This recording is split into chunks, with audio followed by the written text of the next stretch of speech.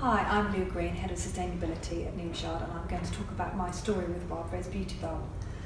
I've been with the company for quite a long time, and before my days in sustainability I worked as the buyer and I worked in product development.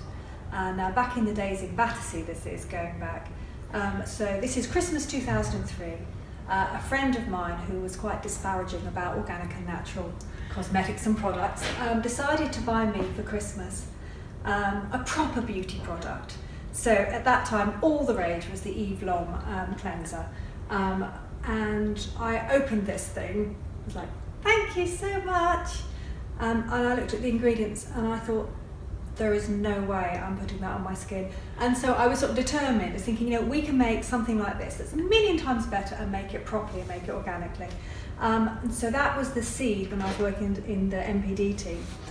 We were looking at our archives recently, and I've actually just found, dated February in 2004, my original working batch document for developing the base and the fragrance, and you can see how the base itself never really changed. It was always going to be rosehip seed oil, shea butter as well, to get that really amazing skin impact. But looking at the essential oil development, and that was probably the most difficult aspect of the formulation, was getting that fragrance balance right.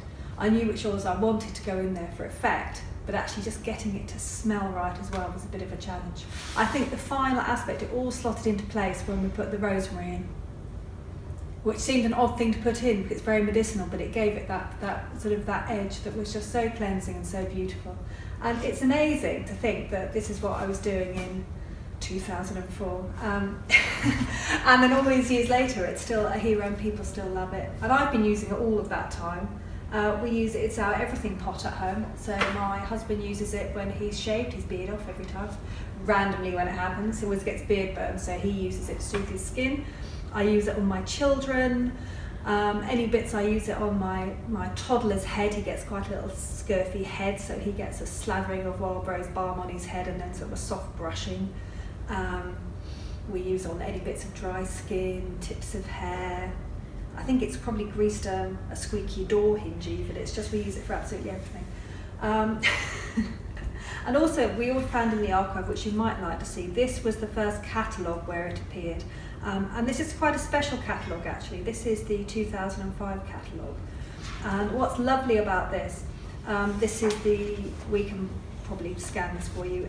So this was its launch, and you can see actually, some of you may remember, it was one of the first products to have a different look to all the others. We'd worked with a design consultancy, so it has a different look about it.